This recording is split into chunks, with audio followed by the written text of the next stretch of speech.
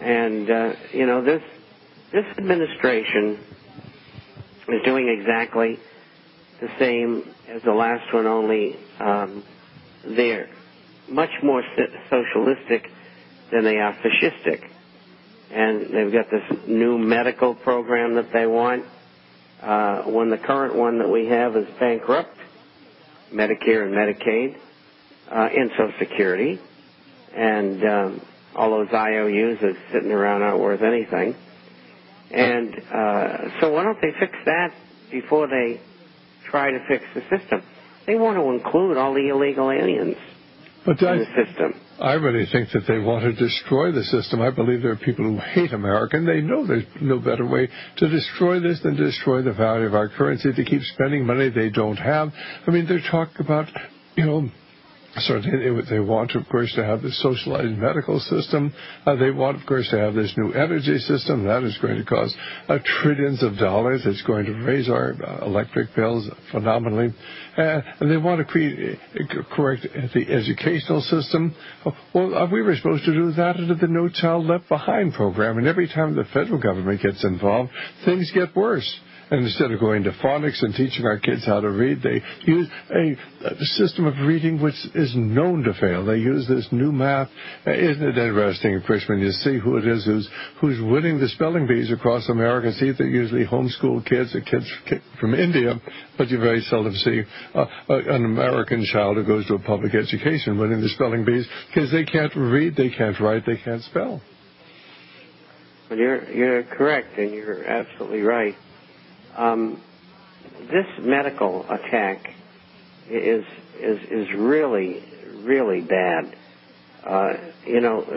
Both sides of this are wrong, and that is the providers, the pharmaceutical companies, they're all crooks. And, putting out drugs that don't work or drugs that kill people, maim them. And, it's profit motivated. So whatever the market will bear.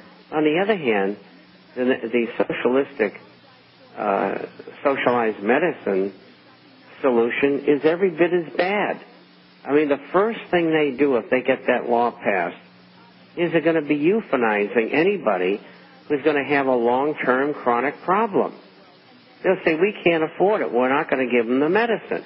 And they die. And basically, it is a whole plan to ration access to health care so that elderly people will not be able to get health care, but they can't tell the American people the truth.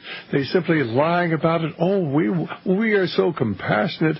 We want free medical care or medical care for everybody in the country so nobody goes without medical care.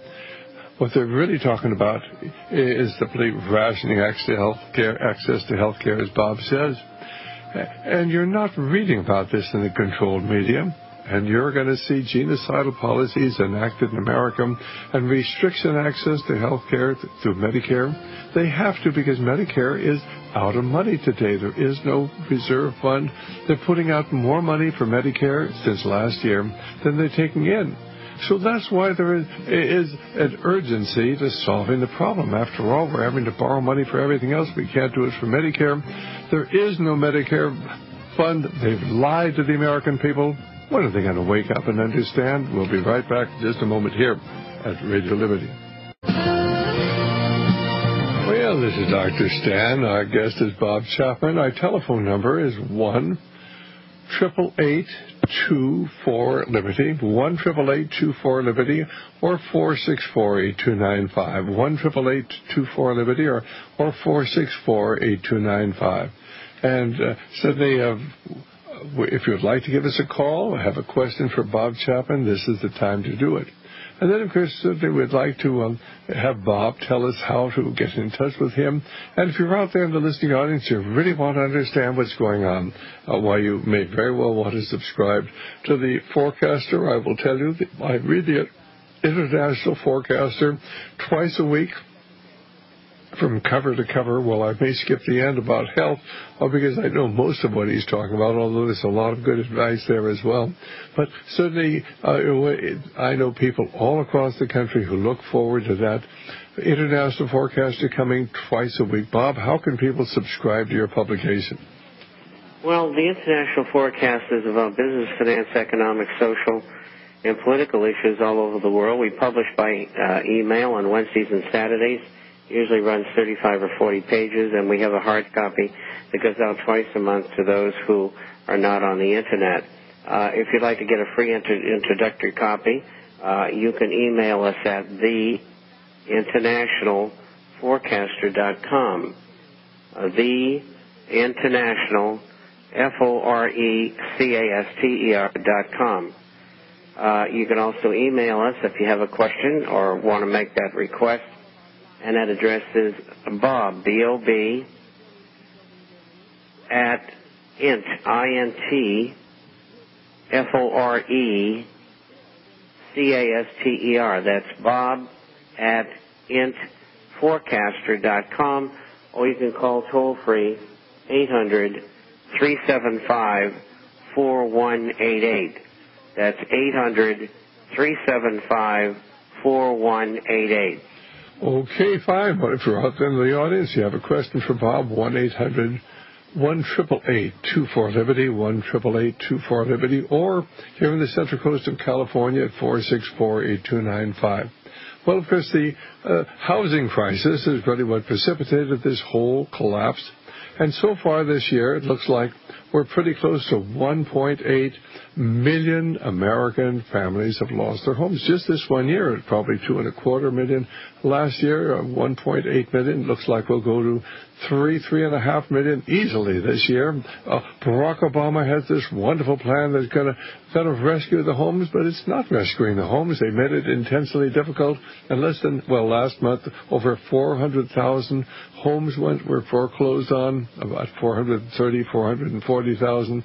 Only 15% of the homes that were to be foreclosed upon were saved, and the other 430,000 homes went into foreclosure. So they're doing a good job of convincing the American people they're trying to solve the problem.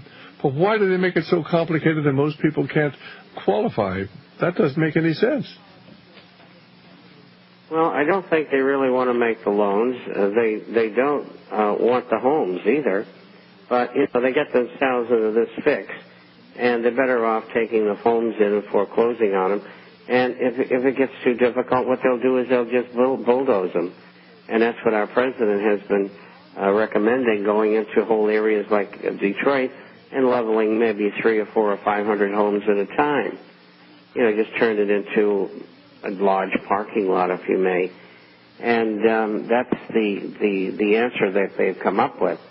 I mean, people just do not understand how grave the damage is that we have, not only here, but Europe and worldwide. A lot of countries haven't got hit yet with it bad, but they will. I just know somebody who came back from Europe. They were over there for a couple of weeks, been there before. Said unemployment is just really terrible, and tourism is down spectacularly, and so on and so forth. And so the damage is bad. It's going to get a lot worse. I think this is what's so important for people to understand, that you can't get a recovery until you start getting new jobs, and you're not going to get new jobs until people, investors are optimistic. Well, why would anybody want to invest when the federal income tax is going to be almost 40% on anybody who's got any amount of money to invest, and then another 10% for the state income tax? Why would you want to invest when your taxes are going to be 50%? And you know very well that they're going to do everything they can to raise the taxes on anybody who's productive, and then cut the taxes on the people who are non-productive. But most of them are going to be living certainly on unemployment insurance, because the number of people losing their jobs increases every month. You're not going to get a turnaround until you get new jobs. You're not going to get new jobs until people start investing and start borrowing money. And, of course, the banks are not lending money to the people who want to start businesses, and very, very few people are foolish enough to want to start a business when the economy continues contracting. Well, okay, let's go to Rob, who's calling us from Spokane. Hi, Rob. Do you have a question for Bob? Yeah, Bob. I'm looking at buying a universal life policy where you have a cash value that would have it's pretty safe to have a floor and a cap. But if there's high inflation around the corner, am I going to get burned? Is it going to lose its value? Yes, and it's already happened. There's a lot of policies, a lot of pension plans, too, that went down 55%. The market's improved. Now they're down 35 or 40%.